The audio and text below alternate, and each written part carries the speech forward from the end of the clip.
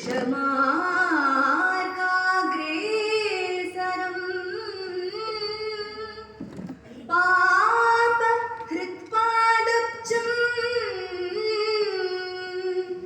दयगेवनक्के मगे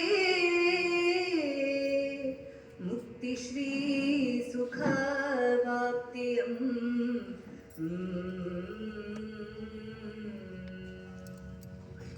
ಸಭಾ ಶಾರದೆಗೆ ನಮಸ್ಕಾರ.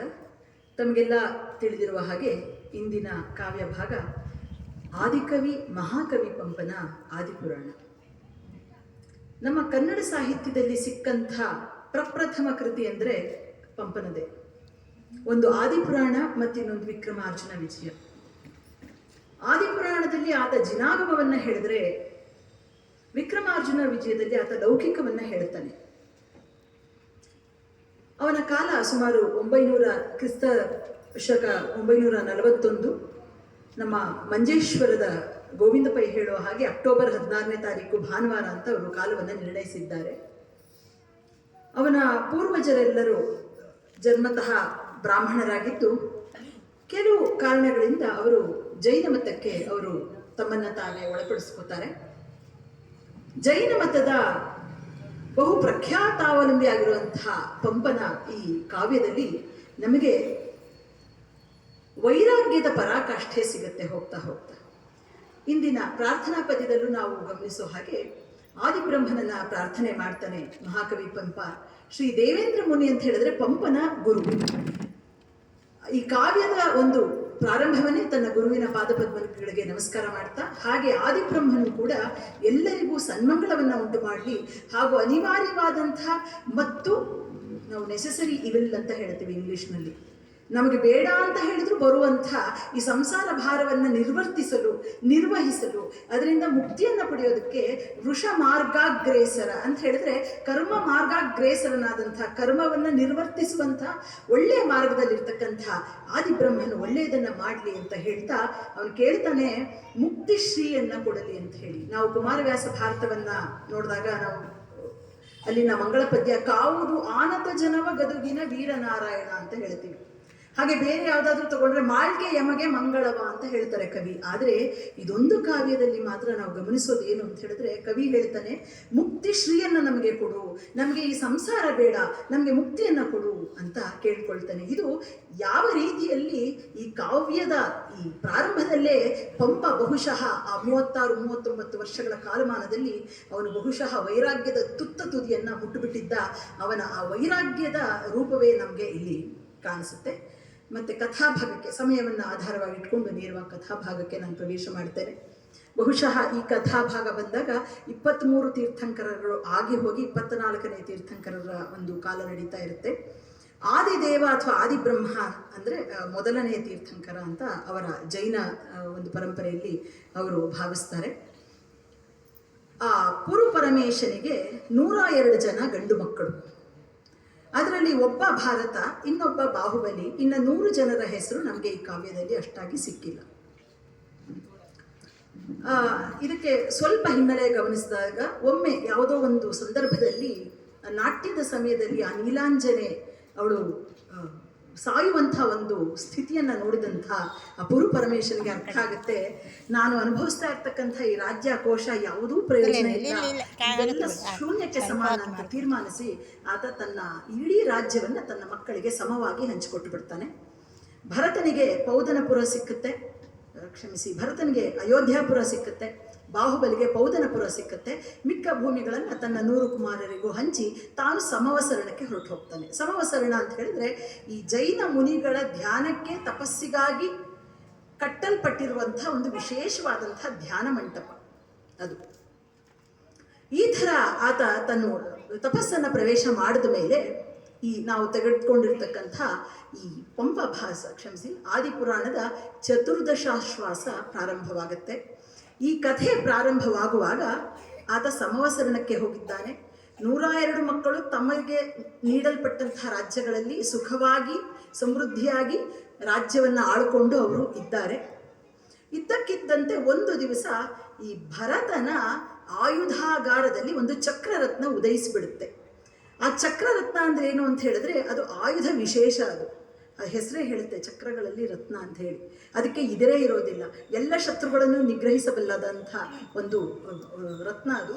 ಅದು ಹುಟ್ಟಿದ ತಕ್ಷಣ ಆ ನಿಯಮ ಏನು ಅಂತ ಹೇಳಿದ್ರೆ, ಯಾರ ಆಯುಧಾಗಾರದಲ್ಲಿ ಆ ಚಕ್ರರತ್ನ ಉದಯಿಸುತ್ತೋ ಆತ ಆ ಕ್ಷಣವೇ ದಿಗ್ವಿಜಯಕ್ಕೆ ಹೊರಟು ಅಷ್ಟು ರಾಜರನ್ನು ಸೋಲಿಸಿ ವಾಪಸ್ಸು ತನ್ನ ಆಯುಧಾಗಾರಕ್ಕೆ ಬಂದು ಅದನ್ನು ಪ್ರತಿಷ್ಠಾಪಿಸಬೇಕು ಅಂತ ಹೇಳಿ ಆ ರೀತಿಯ ಒಂದು ನಿಯಮ ಇರ್ತಕ್ಕಂಥ ಒಂದು ಚಕ್ರರತ್ನದ ಉದಯ ಆಗುತ್ತೆ. ಅದನ್ನು ಮುಂದಿಟ್ಟುಕೊಂಡು ಭರತ ಏನು ಮಾಡ್ತಾನೆ, ಸುಮಾರು 60,000 ವರ್ಷಗಳಷ್ಟು, ಇಂದಿನ ಕಾಲಮಾನಕ್ಕೂ ಈ ಈ ಆದಿಪುರಾಣದ ಕಾಲಮಾನಕ್ಕೂ ಬಹಳಷ್ಟು ವ್ಯತ್ಯಾಸ ಇದೆ. ನಾವು 100 ವರ್ಷನೂ ಬದುಕೋದಿಲ್ಲ ಇವತ್ತಿನ ಕಾಲಮಾನದಲ್ಲಿ. 60,000 ವರ್ಷ ಆತ ತನ್ನ ದಿಗ್ವಿಜಯದಲ್ಲಿ ಕಳೆದಿದ್ದಾನೆ. ಕವಿಯ ಪ್ರಕಾರ ಈ ಕಾವ್ಯದಲ್ಲಿ 60,000 ವರ್ಷಗಳನ್ನು ಕಳೆದು ಆತ ವಾಪಸ್ಸು ತನ್ನ ಅಯೋಧ್ಯಾಪುರಿಗೆ ಬಂದಿದ್ದಾನೆ. ಹೇಳ್ತಾರೆ ಎಲ್ಲ ತಮಟೆ ಭೇರಿ ಎಲ್ಲ ಮೊಳಗ್ತಾ ಇದೆ ಅಂತ ಹೇಳಿ. ಆಗ ಏನಾಗುತ್ತೆ ಅನ್ನೋದನ್ನು ನೋಡೋಣ. ಹತ ವೈರಿಕ್ಷತ ಚಕ್ರಂ. ಅಂತು ಕೆಲವು ಪಯಣಗಳಿಂದಂ ನಿಜಾನ್ವಯ ರಾಜಧಾನಿಯನು ಅಯೋಧ್ಯಾಪುರ ಮನೆದಿದಾಗಳ್. ಹತವೈರಿಕ್ಷತ್ರ ಚಕ್ರಂ ಭಯಚಕಿತ ಜಗದ್ವೀರ ಚಕ್ರಂ ವಿನಮ್ರಕ್ಷಿತಿ ಚಕ್ರಂ ದೀಪದೀಪ್ತಿ ಪ್ರತಿಹತ ದಿನ ಕೃಚ್ಚಕ್ರ ತೀವ್ರಾಂಶು ಚಕ್ರಂ ಜಿತದಿಚ್ಚಕ್ರಂ ಪ್ರಭಾ ಪ್ರಜ್ವಲಿತ ದಶ ದಿಶಾ ಚಕ್ರಂ ಉಗ್ರ ಪ್ರತಾಪೋರ್ಜಿತ ತೇಜಶ್ಚಕ್ರಂ ಇರ್ದತ್ತು ಒಳಬುಗದೆ ಪುರೋಪಾಂತದುಳ್ ಚಕ್ರಿ ಚಕ್ರಂ.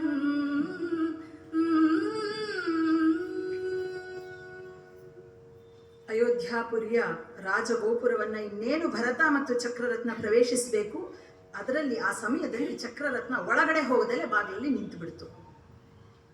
ಏನಕ್ಕೆ ಅನ್ನೋದು ಭರತನಿಗೆ ಗೊತ್ತಾಗ್ತಾ ಇಲ್ಲ.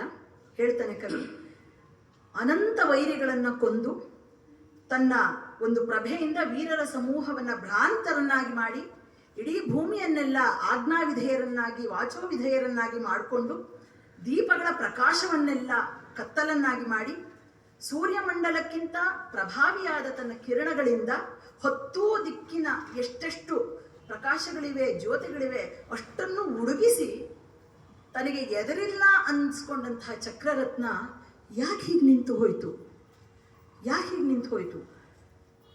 ಪೂರ್ವ ದಿಕ್ಕಿನಲ್ಲಿ ಇದಕ್ಕೆ ಎದುರಿಲ್ಲ, ಪಶ್ಚಿಮ ದಿಕ್ಕಿನಲ್ಲಿ ಎದುರಿಲ್ಲ, ಉತ್ತರ ದಿಕ್ಕಂತೂ ಎದುರಿಲ್ಲವೇ ಇಲ್ಲ. ಇಷ್ಟೆಲ್ಲ ಮಾಡಿದಂತಹ ಚಕ್ರರತ್ನ ಯಾಕೆ ಹೀಗಾಯಿತು ಅಂತ ಹೇಳಿ ಆ ಚಕ್ರರತ್ನಕ್ಕೆ ಕಾವಲಿದ್ದಂಥ ಯಕ್ಷ ಸಹಸ್ರರನ್ನು ಮತ್ತು ಎಲ್ಲ ಗಣಗಳನ್ನು ಕರೆಸ್ಕೊಳ್ತಾನೆ ಭರತರಾಜ. ಅದರ ಜೊತೆ ತನ್ನ ರಾಜಪುರೋಹಿತರನ್ನು ಕರೆದು ಕೇಳ್ತಾನೆ, ಈ ಚಕ್ರರತ್ನಕ್ಕಿಂತ ಮಿಗಿಲಾದಂಥ ದೈವ ನನಗೆ ಈ 14 ಲೋಕಗಳಲ್ಲಿ ಯಾವುದೂ ಇಲ್ಲ. ಇದಕ್ಕೆ ಆದಂಥ ಅವಮಾನ ಅಂದರೆ ನನಗೂ ಆದಂಥ ಅವಮಾನ. ಯಾರು ನನ್ನನ್ನು ದ್ವೇಷಿಸ್ತಾ ಇದ್ದಾರೆ, ಯಾರು ನನ್ನ ಸಾರ್ವಭೌಮತ್ವವನ್ನು ಪ್ರಶ್ನಿಸ್ತಾ ಇದ್ದಾರೆ, ಯಾಕೆ ಈ ಚಕ್ರರತ್ನ ಒಳಗಡೆ ಪ್ರವೇಶಿಸ್ತಾ ಇಲ್ಲ, ಯಾರಿಗೆ ಮೃತ್ಯು ಕಾದಿದೆ ಅಂದರೆ ನನ್ನನ್ನು ವಿರೋಧಿಸುವಂಥ ಯಾವ ರಾಜನಿಗೆ ಮೃತ್ಯು ಕಾದಿದೆ, ಯಾವ ಚತುರಂಗ ಬಲವನ್ನ ಆಪೋಷಣ ತೆಗೆದುಕೊಳ್ಳಲು ಈ ಚಕ್ರರತ್ನ ಒಳಗಡೆ ಹೋಗದಲ್ಲೇ ಬಾಗಿಲಲ್ಲಿ ಹವಣಿಸ್ತಾ ಇದೆ, ನನಗೆ ಗೊತ್ತಾಗಬೇಕು. ಎಲೆ ರಾಜಗುರುಗಳೇ ಹೇಳಿ ನನಗೆ, ಯಾಕಾಗಿ ಈ ಚಕ್ರರತ್ನ ಒಳಗಡೆ ಹೋಗ್ತಾ ಇಲ್ಲ ಅಂತ ಭರತ ಪ್ರಶ್ನೆ ಮಾಡ್ತಾನೆ. ಆಗ ಗಣಕ್ಕೆ ಕಾವಲಿದ್ದಂಥ ಆ ಯಕ್ಷಸಹಸ್ರರು ಹೇಳ್ತಾರೆ, ನೀನೇನು ಭರತರಾಜ ಶತ್ರುಗಳನ್ನು ಧ್ವಂಸ ಮಾಡೋದು, ನಾವೇ ಧ್ವಂಸ ಮಾಡಿಬಿಡ್ತೀವಿ, ಯಾರು ಅಂತ ನಮಗೆ ಗೊತ್ತಾಗ್ತಾ ಇಲ್ಲ ಅಂತ. ಆಗ ಆ ಭರತನ ಕುಲಗುರುಗಳು ಹೇಳ್ತಾರೆ, ಎಲೆ ರಾಜ, ನೀನು ರಾಜನಯಗಳನ್ನು ಅರಿತಿದ್ದೀಯ. ರಾಜನಯ ಅಂದರೆ ರಾಜಮಾರ್ಗಗಳು, ಅದು ಸಾಮ ಇರಬಹುದು, ದಾನ ಇರಬಹುದು, ಭೇದ ಇರಬಹುದು, ದಂಡ ಇರಬಹುದು, ಅದನ್ನು ಅರಿತಿದ್ಯಾ. ಆದರೆ ಅಂತರ್ಮಂಡಲವನ್ನು ನೀನು ಶೋಧಿಸಿಲ್ಲ. ಯಾರ ಮನಸ್ಸಿನಲ್ಲಿ ಏನು ಸ್ಥಿತವಾಗಿದೆ, ಯಾರ ಮನಸ್ಸಿನಲ್ಲಿ ಏನು ಬೆಳೀತಾ ಇದೆ, ಏನು ಚಿಗುರೋಡ್ತಾ ಇದೆ ಅನ್ನೋದು ನಿನಗೆ ಗೊತ್ತಾಗ್ತಾ ಇಲ್ಲ. ಯಾಕೆ ಈ ಚಕ್ರರತ್ನ ಒಳಗಡೆ ಹೋಗ್ತಾ ಇಲ್ಲ ಅಂತ ಹೇಳಿದ್ರೆ, ನಿನ್ನ ಸಹಜಾತರಾದಂಥ 100 ಜನ ತಮ್ಮಂದರು ಅವರ ಮನಸ್ಸಿನಲ್ಲಿ ಏನಿದೆ ಅಂದರೆ, ಈ ಭೂಮಿಯನ್ನು ನಮಗೆ ಹಂಚಿಕೊಟ್ಟಿರುವುದು ನನ್ನ ತಂದೆಯಾದ ಕುರು ಪರಮೇಶ್ವರ. ಇವತ್ತು ಭರತ ಏನು ಮಾಡ್ತಾ ಇದ್ದಾನೆ, ಚಕ್ರೇಶ್ವರನಾಗಿ ಮೆರಿತಾ ಇದ್ದಾನೆ. ನಾವು ಯಾಕೆ ಅವನ ಆಳ್ವಿಕೆಯನ್ನು ತಗೋಬೇಕು ಅನ್ನುವಂಥ ಮನಸ್ಥಿತಿಯಲ್ಲಿ ನಿನ್ನ ಸಹಜಾತರೇ ಇದ್ದಾರೆ. ಅದರಲ್ಲಿ ಪ್ರಮುಖರಾಗಿರೋರು ಯಾರು ಅಂತ ಹೇಳಿದ್ರೆ ತನ್ನ ಅತುಲ ಭುಜಬಲ ಪರಾಕ್ರಮದಿಂದ ಇಡೀ ಪ್ರಪಂಚದಲ್ಲೇ ವಿಖ್ಯಾತನಾಗಿರ್ತಕ್ಕಂಥ ಬಾಹುಬಲೀಶ್ವರ. ಹಾಗಾಗಿ ನಿನ್ನ 101 ಜನರು ತಮ್ಮಂದರಿಂದ ನಿನಗೆ ಈ ಚಕ್ರರತ್ನಕ್ಕೆ ಒಳಗಡೆ ಹೋಗುವುದಕ್ಕೆ ಅವಕಾಶ ಆಗ್ತಾ ಇಲ್ಲ ಅಂತ ಹೇಳ್ತಾರೆ. ನಂತರ ಆಗ ಭರತೇಶ್ವರ ಉತ್ತರ ಕೊಡ್ತಾನೆ, ಓಹೋ, ಇಷ್ಟು ಮದೋನ್ಮತ್ತರಾಗಿದ್ದಾರೋ ನನ್ನ ತಮ್ಮಂದರು. ಈ ಮದಕ್ಕೆ ಕಾರಣ ಏನಿರಬಹುದು? ನಮ್ಮ ಅಣ್ಣ ಭರತ ನಮ್ಮನ್ನು ಕೊಲ್ಲಲ್ಲ ಅನ್ನೋ ಕಾರಣ ಇರಬಹುದಾ? ಅಥವಾ ನನ್ನ ಸಹೋದರ ಅಂತಕ್ಕಂಥ ಒಂದು ಸಲಿಗೆ ಇರಬಹುದಾ? ಆಯಿತು, ನಾನು ಕೊಲ್ಲಲ್ಲ ಅಂದರೂ ಅವರನ್ನ ಸೋಲಿಸಬಾರ್ದು ಅಂತ ಏನಿಲ್ವಲ್ಲ. ಹಾಗಾಗಿ ಈ ಮದವನ್ನು ನಾನು ಏನಾದರೂ ಮಾಡಿ ನಾನು ಇದನ್ನು ಪರಿಹರಿಸ್ತೀನಿ ಅಂತ ಅವನು ತೀರ್ಮಾನವನ್ನು ಮಾಡ್ತಾನೆ. ಆಗ ರಾಜನ ಮಂತ್ರಿ ಹೇಳ್ತಾನೆ, ಭರತ, ಇಷ್ಟೊಂದು ಯಾಕೆ ನೀನು ತಲೆ ಕೆಡಿಸ್ಕೊಳ್ತಾ ಇದೆಯಾ? ನಿನ್ನ ಮನೆಯ ಕೆಲಸಕ್ಕೆ ನೀನು ಅಳ್ತಾ ಇದೆಯಾ? ಯಾಕೆ ಅಳಬೇಕು? ತಗೋ ಒಂದು ಪತ್ರವನ್ನು, ಬರೀ ಪತ್ರ. ಅವರಿಗೆ 2 ಆಯ್ಕೆಗಳನ್ನು ಕೊಡು. ಒಂದು, ಚಕ್ರೇಶ್ವರನಾದಂಥ ಭರತನ ಪಾದ ಪದ್ಮಗಳಿಗೆ ಎರಗಲು ವಿನಯವಾಗಿ ಬನ್ನಿ, ಇಲ್ಲವೇ ನಿಮ್ಮ ತಂದೆಯಾದಂತಹ ಕುರು ಪರಮೇಶ್ವರನ ಸಮವಸರಣವನ್ನು ಹೊಕ್ಕು ಅಲ್ಲಿ ನೀವು ತಪಸ್ಸಿಗೆ ಕುಳಿತುಕೊಳ್ಳಿ. ಈ 2 ಆಯ್ಕೆಯನ್ನು ಕೊಟ್ಟು ಪತ್ರವನ್ನು ಕಳಿಸು ಅಂತ ಹೇಳ್ಕೊಡ್ತಾರೆ. ಆಗ ಭರತ ಹಾಗೆ ಆಗಲಿ ಅಂತ ತೀರ್ಮಾನ ಮಾಡಿ ತನ್ನ ದೂತರನ್ನು ಕಳಿಸ್ಬೇಕು ಅಂತ ತೀರ್ಮಾನ ಮಾಡಿ ಮೊಟ್ಟ ಮೊದಲು 100 ಜನ ತಮ್ಮಂದರಿಗೆ ಅವರು ಪತ್ರಗಳನ್ನು ಕಳಿಸ್ತಾನೆ. ಎಲ್ಲದರಲ್ಲೂ ಒಂದೇ ಒಕ್ಕಣಿಕೆ, ಏನು? ನೀವು ನಮಗೆ ಬಂದು ನೀವು ನನ್ನ ಪಾದಗಳಿಗೆ ಶರಣಾಗಬೇಕು ಅಂತ ಹೇಳಿ ಎಲ್ಲ ಇದಕ್ಕೆ ಹೋಗುತ್ತೆ.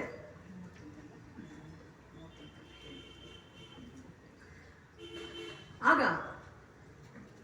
ಎಲ್ಲರೂ ಯೋಚನೆ ಮಾಡ್ತಾರೆ, ಈ ಭೂಮಿ ನಮಗೆ ಕೊಟ್ಟಿದ್ದು ನಮ್ಮ ತಂದೆ, ಇದು ನಮಗೆ ಭರತ ಕೊಟ್ಟಿದ್ದಲ್ಲ.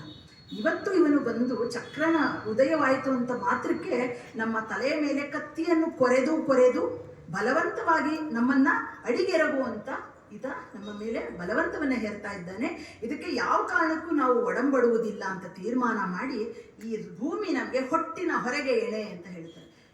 ಸಮಯಾವಕಾಶದಿಂದ ನಾನು ಆ ಉಕ್ತಿಗಳನ್ನು ಇಲ್ಲಿ ತಗೊಳ್ತಾ ಇಲ್ಲ, ತುಂಬ ಚೆನ್ನಾಗಿದೆ ಅದು.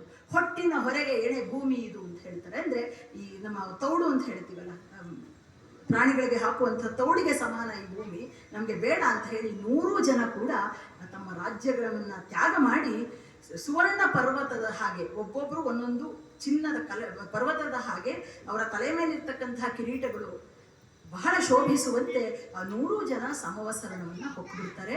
ಅವರು ಹೊಕ್ಕ ತಕ್ಷಣವೇ ಅಲ್ಲಿದ್ದಂತಹ ಆದಿದೇವನ ಮುಖದಿಂದ ಒಂದು ಜ್ಯೋತಿ ಬಂದು ಇಷ್ಟೂ ಜನರ ಆತ್ಮಗಳಲ್ಲಿ ಪ್ರವೇಶವಾಗುತ್ತೆ.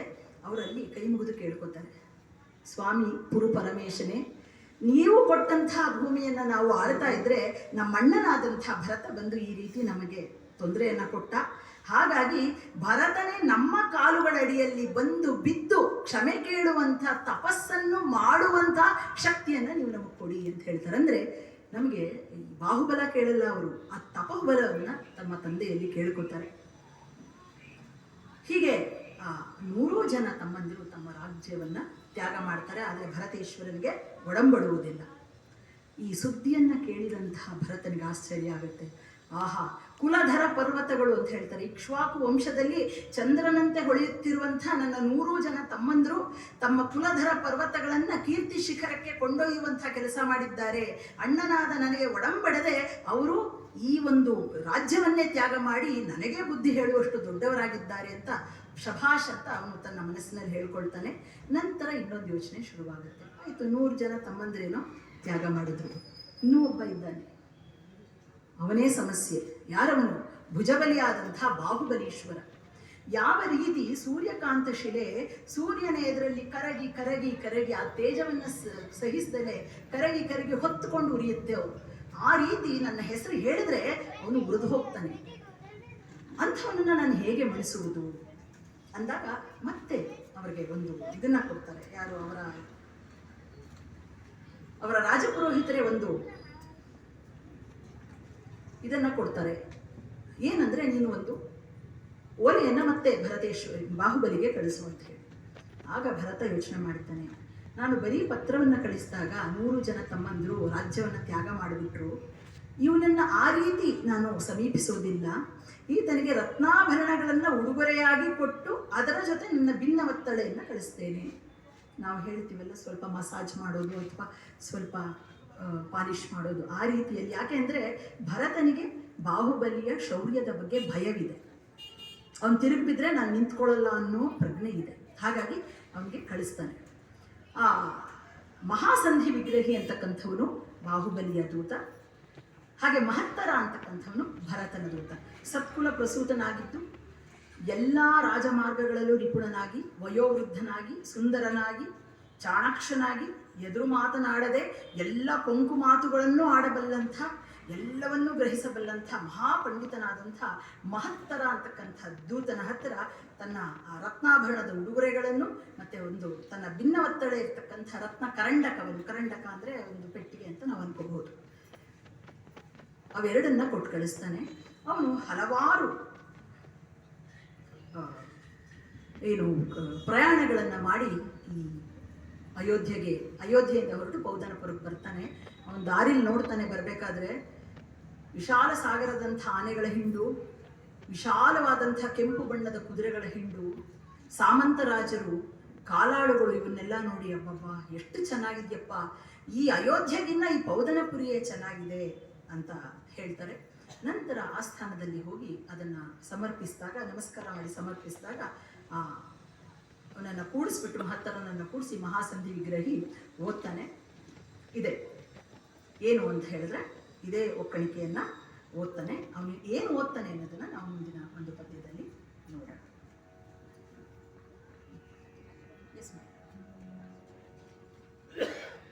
ಆಗಳ್ ಭರತೇಶ್ವರ ಚಕ್ರವರ್ತಿ ಎಟ್ಟಿದ ದೂತರ್ ಪುರು ಪರಮೇಶ್ವರ ತನೂಜರಲ್ಲಿಗೆ ಹೋಗಿ ಎನಗೊರ್ವಂಗೆ ಉಪಭೋಗ್ಯ ಮಲ್ತು ವಸುಧಾ ಸಾಮ್ರಾಜ್ಯಂ ಓರಂತೆ ನಿಮ್ಮನಿ ಬರ್ಗಂ ಪಿರಿಯಣ್ಣನೇ ಜನಕನೇನೆಂಬ ಒಂದು ಕೊಂಡಾಟದಿಂ ವಿನಯಂ ಸಲ್ವುದು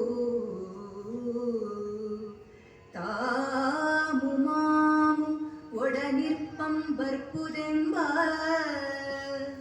ಈಶ ಶಾಸನಮಂ ನೆತ್ತಿಯುಳಾಂತು ಬನ್ನಿಂ ಎರಗಿಂ ಚಕ್ರೇಶ ಪಾದಾಬ್ಜದೊಳ್